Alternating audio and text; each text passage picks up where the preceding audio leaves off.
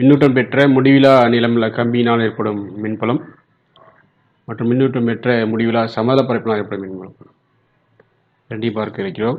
மின்னூட்டம் பெற்ற முடிவிலா நீளமுள்ள கம்பியினால் ஏற்படும் மின்புலத்துக்கு வந்து இதுதான் அந்த கம்பி கொடுத்துருக்காங்க. அதில் வந்து நேர் மின்னோட்டம் சேர்ந்திருப்பதாக எடுத்துக்கொள்வோம். நேர் மின்னோட்டம் சேர்ந்திருக்கும் போது உங்களுக்கு அதிலிருந்து மின்புலம் வந்து வெளிநோக்கிய திசையில் இருக்கும். மின்புலத்தின் திசை அதாவது இப்படி இருக்கும். அது இந்த இடத்துல வந்து இப்படி இருக்கும். அப்போ அதெல்லாம் வந்து செங்குத்து கூட வரைஞ்சி இப்படி போட்டோம் அப்படின்னா இங்கே வட்டமும் கீழே வட்ட பரப்பும் இருக்கும். இங்கே வந்து அந்த வலைபரப்பு வந்து என்னென்னா உங்களுக்கு மொத்தத்தில் ஒரு டோட்டலாக வந்து இந்த பரப்பு வந்து காசின் பரப்பு வந்து ஒரு உருளை வடிவத்தை பெறும். மேல் பரப்பில் வந்து என்னன்னா இந்த பரப்புக்கு செங்குத்தாக வரையப்பட்ட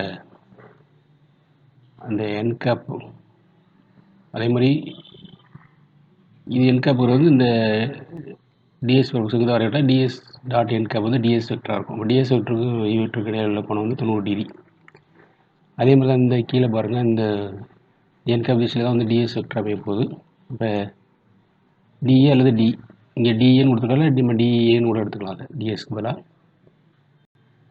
அப்போ அந்த டிஏ வெக்டருக்கும் இ வெக்டருக்கும் உள்ள கோணம் வந்து மேல் பரப்பும் கீழ் பரப்புக்கு வந்து 90 டிகிரி அமைதால் ஈடா டிஏங்கிறது இடிஏ காசிட்டா, இடிஏ காசு 90ன்னு வந்துடும். இப்போ 0 ஆயிடும்.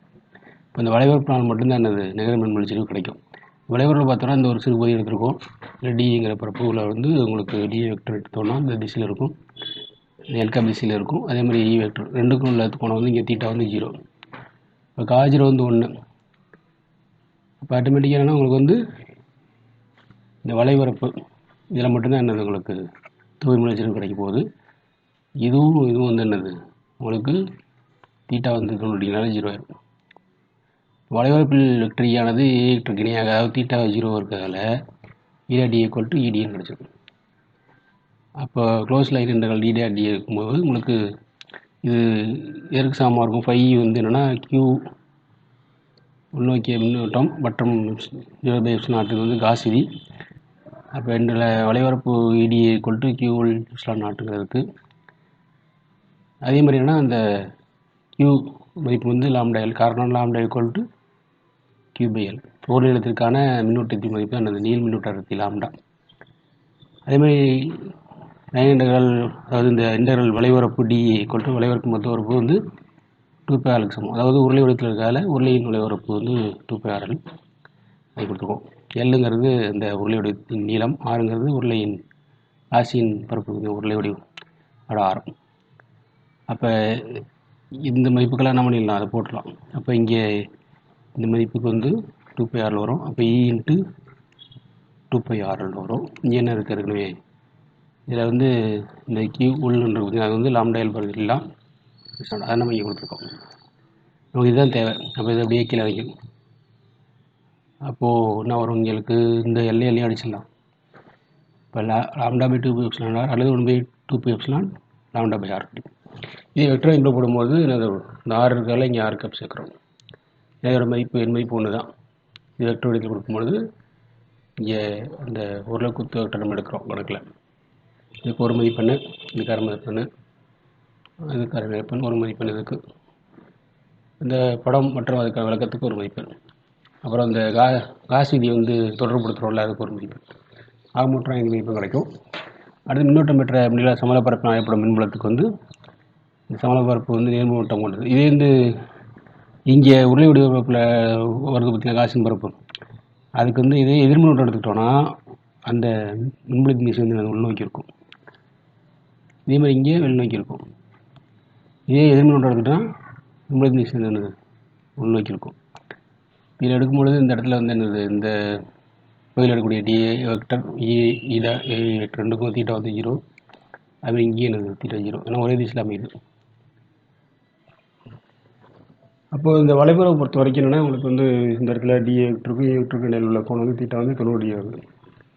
அப்போ இந்த இடத்துல வளைபரப்பில் வந்து தான் உங்களுக்கு கிடைக்கிது இந்த முடியல நிலமுள்ள கம்பிக்கு. ஆனால் இங்கே வந்து பார்த்தீங்கன்னா சமதளப்பரப்பு முடியல சமதளப்பரப்பு பார்த்தீங்கன்னா வளைபரப்பில் சொல்லியாகுது அந்த இரண்டு பரப்புகள் வருது. இங்கே எப்படி மேலே இங்கேயும் எடுத்தோம்ல அதுக்கு 0 வந்துச்சு, ஆனால் இங்கே 0 வராது. அங்கே தான் என்ன கிடைக்கிது, உங்களுக்கு அந்த மதிப்பு கிடைக்குது, மின்புலத்தின் மதிப்பு. இப்போ வளைவரப்பு மட்டும்தான் சொல்லியாகும். இப்போ இரண்டு பரப்புக்கும் இருக்கும். வளைவர் மேல் அனைத்து புள்ளிகள் மூலம் பரப்புள்ள பொருளுக்கு செங்குத்தாக இருக்குது. அது தீட்டா 90 டிகிரிங்கால உங்களுக்கு அது 0.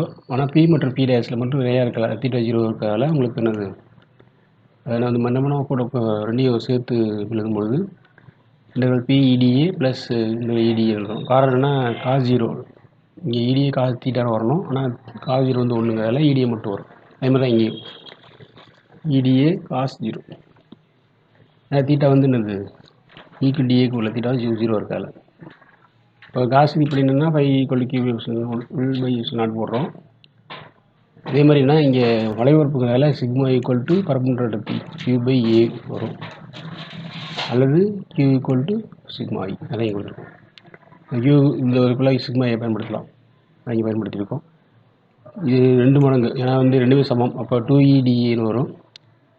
இன்னொரு டிஏங்கிறது என்னென்னா உங்களுக்கு வந்து நம்ம ஏ எடுத்துக்கிட்டோம் அப்படின்னா இந்த ஏயும் இந்த வர ஏயும் அடிபட்டு வரும். அப்போது 2E ஈக்குவல் டு என்ன வரும், சிக்மா பை எப்சிலான் வரும், அல்லது sigma E equal to sigma by epsilon. இதே வெக்டர் இடத்துல இருக்குன்னா A equal to sigma by epsilon N gap.